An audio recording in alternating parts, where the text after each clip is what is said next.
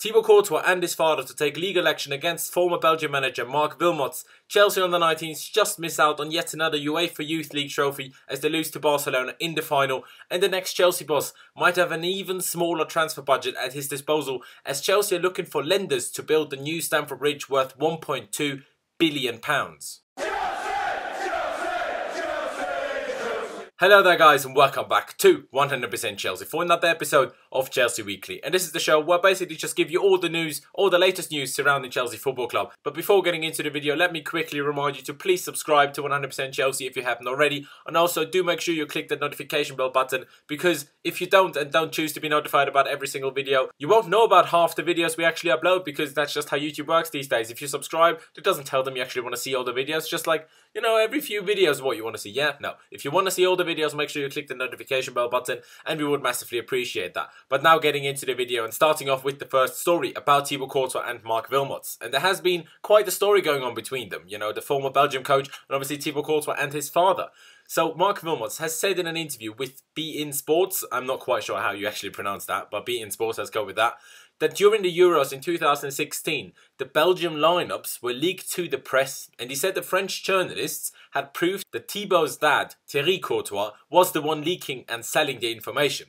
Thibaut then later put out an Instagram post in which he explained the situation and stated, and I quote, "Mr. M. Wilmots, not for the first time, reiterates publicly and intentionally accusations against my honour and my reputation, as well as my father, and we decided together to file a complaint, accompanied by criminal indemnification proceedings for libel and defamation." And it is a very delicate situation and very odd at the same time, because surely if the Courtois are willing to take legal action, they either didn't do what Wilmots is accusing them of, or they are just sure that no one will be able to prove it, I suppose. And if they didn't do it, I really wonder why Wilmots would make such an accusation. Like, even if you have personal problems with each other, surely he knows that if it isn't true, it would properly come back to bite him in the arse. I'm a bit confused by that one. We'll obviously have to wait and see what happens there. It's not directly Chelsea related, but it is quite big news for, you know, a player to actually take legal actions against the former, you know, manager of his national team. So that's a bit strange. But moving on with the video, I'm speaking about the Chelsea under 19th in the UEFA Youth League. And in the preview for the Cup semi-final against Southampton, I spoke about the UEFA Youth League. The UEFA Youth League, if you didn't know, is basically the Champions League for the under 19 sides across Europe. And I told you that the Chelsea under 19s reached the final by beating Porto in a penalty shootout last Friday. On Monday then, the final against Barcelona was held, and sadly the Chelsea boys lost the final 3-0.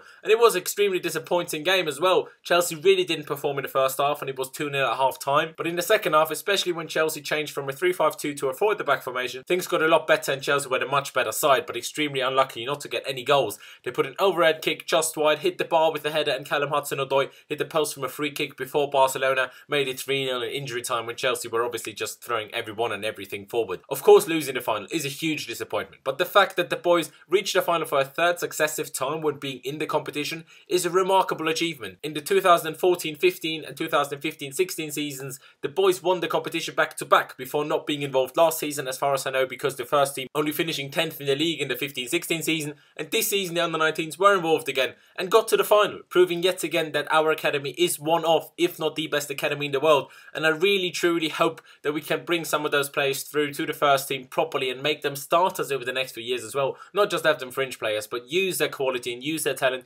to actually make them into starters for Chelsea Football Club. It's honestly such a shame that we simply don't make use of this incredible academy and the load of talent we do have at our club. Now coming to the next story, and basically like every summer, Chelsea have yet again been linked to Kalidou Koulibaly from Napoli, for whom he actually scored the winner against Juventus in the last minute last weekend.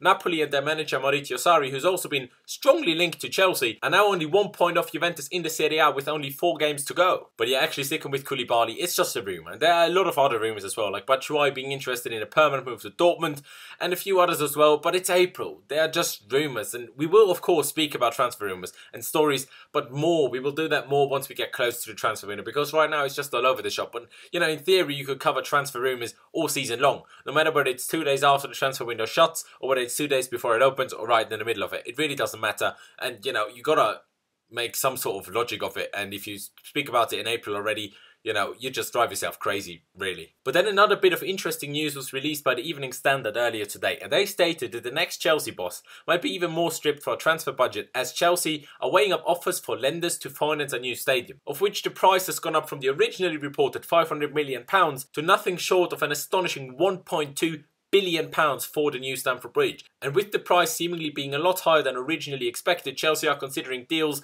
which could see us borrow anything from 300 million to 850 million pounds, although reportedly at a much lower interest rate than you'd actually expect. As you might know, when the plans about the new stadium first came out in late 2015, it's actually mad how long ago that, this is by now, and we still haven't even started construction. But anyway, when those reports first came out, the report said that Roman Abramovich would be paying the whole thing out of his own pocket, basically. But seemingly that isn't the case anymore. He will, of course, still, cover a huge percentage of the costs, but with them rising so high, it is understandable that he and the club would be looking into lenders, to help finance the new ground. Because even if you're worth £8 billion, which Roman apparently is, you don't really want to spend 1.2 billion in one go, do you? How much all of that will actually affect our transfer budget and our transfer business, we will just have to wait and see. But it just underlines my point that we simply have to start making use of the talent we have in our academy and out on loan. But that's really it for me. That's all of the stories for the day, and leave me all of your thoughts on all of them down in the comment section below. On the whole Courtois and Wilmots story, what do you make of that? Obviously on Chelsea's progress, success if you will, in the UEFA Youth League. Leave me your thoughts on that down in the comment section below. Would you even want Khalid Koulibaly at Chelsea? I don't really want to, because the last few times we tried to get him, it was just a bit annoying, having to raise bids, and then we didn't, and then we did, and then they still didn't say yes. It's a bit annoying, so I'm not about that. But if you have any thoughts on it, leave it down in the comments below. And of course the whole stadium situation, what do you make of that? Chelsea getting lenders in, will that affect us like it has Arsenal, for almost a decade really? And how will it affect our transfer budget? Do you think we will spend more in the summer? Do you think we'll spend less? What do you make of it? Leave it all down in the comment section below. Do leave a like if you did enjoy this video. We would massively appreciate that. Don't forget to check out my social media, which is Laurenz7 on both Instagram and Twitter. As you can see over here, I would massively appreciate it if you could follow me over there. And of course, like I said in the beginning, don't forget to subscribe to 100% Chelsea if you haven't already. We would massively appreciate that. And also do make sure you click the notification bell button, because like I said before as well, if you don't choose to be notified about every single video, you will not know about half the videos, and that's just very frustrating. So thank you guys for watching. Up the Chelsea, and I'll see you next time.